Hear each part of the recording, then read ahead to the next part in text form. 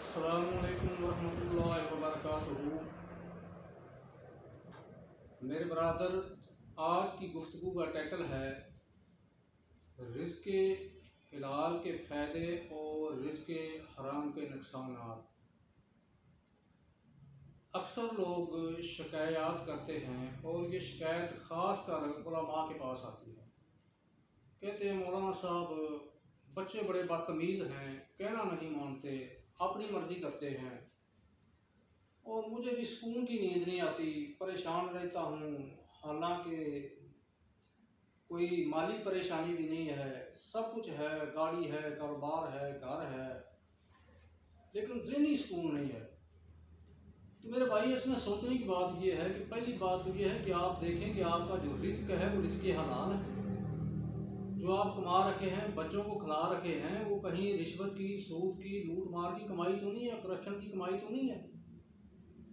अगर आप इस तरह की कमाई बच्चों को खिलाएंगे तो जैसे उनकी आप परवरिश करेंगे वो वैसे ही वो आपकी इज्जत करेंगे, वैसे ही वो आपकी बात मानेंगे और फिर आपको भी वैसा ही ज़हनी सुकून होगा जैसी आप कमाई खा रखे हैं। तो मेरे ब्रादर, अगर आप चाहते हैं कि आपको ज़हनी सुकून हो, आपके बच्चे आपके फरमाबरदार हों, आपकी बात मानें, फिर आप उनको रिज़्क़े हलाल खिलाएँ, खुद भी रिज़्क़े हलाल खाएँ, 5 वक्त की नमाज अदा करें, बच्चों की अच्छी तरबियत करें। इंशाअल्लाह बच्चे भी आपकी बात मानेंगे, आपका कहना मानेंगे और आप ज़हनी तौर पर मुतमिन रहेंगे। आप जब रात को बिस्तर पर लेटेंगे आपको नींद भी इंशाअल्लाह सुकून की आएगी। अगर आपका रिज़्क़े हराम है, आप बच्चों को हराम की कमाई खिला रखे हैं, फिर उसके नुकसान क्या होंगे? बच्चे बड़े होकर आपके गिरबान को पकड़ेंगे, माँ के दुपट्टे को खींचेंगे, वो अपनी मर्जी करेंगे, तुम्हारा कहना नहीं मानेंगे। और जिन बच्चों के लिए ये आप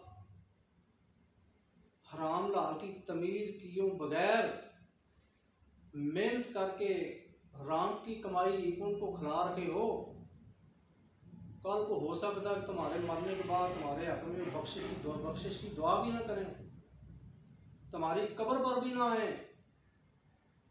तो इसलिए मेरे भाई, अगर आप चाहते हैं कि आपको ज़हनी सुकून हो, आपके कारोबार में बरकत हो, आपके बच्चे आपके फर्मा बरदार हों, तो फिर लाजमी है कि आप उनको रिज़्क़े हराम की बजाय रिज़्क़े हलाल खिलाएँ। अगर आपका 99 रुपये आपके हलाल के हैं, अगर उनमें 1 रुपया भी आपने हराम का दाखिल कर दिया, वो आपका पूरा 100 हराम का हो जाएगा। और फिर वो 100 की कोई भी चीज़ लेकर, फल लेकर आते हैं, मिठाई लेकर आते हैं, कुछ भी लेकर आते हैं, आप बच्चों को खिलाते हैं तो हराम ही खा रखे हैं। आप खुद खाते हैं, आप हराम खा रखे हैं। और आपने 1000 रुपये का कपड़ा लिया है, 900 रुपया आपका हक हलाल का है, 100 रुपया आपका हराम का है, वो पूरा लिबास आपका हराम का हो जाएगा। आपने गले में पहना हुआ है, वो लिबास पहन के आप नमाज़ें पढ़ें, हाथ उम्रा करें, जो मर्जी करें, क्या फ़ायदा जब आपकी कमाई हराम की है।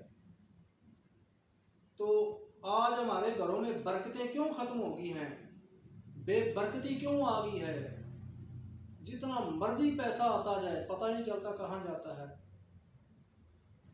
कोई पता नहीं चलता, टाइम ही पास नहीं होता, घर के अखराजात चलाना मुश्किल हो गए हैं।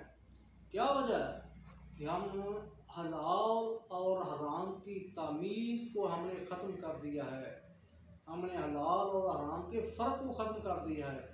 बस पैसा आना चाहिए, जहाँ से मर्जी आना चाहिए, यही हमारे हाल हमारे उलमा का है।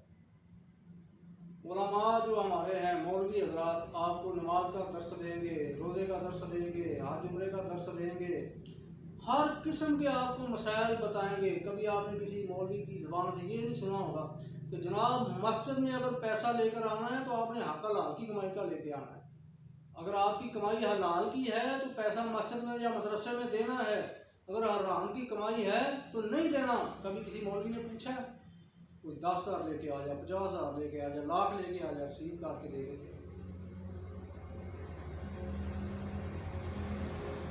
मुशरिकीन मक्का जब बैतुल्ला की तामीर करने लगे थे तो उन्होंने कहा था कि यहाँ पे हमने हलाल की कमाई लगानी है, जुए की कमाई नहीं लगानी, रंडीबाजी की कमाई नहीं लगानी, हलाल की कमाई लगानी है।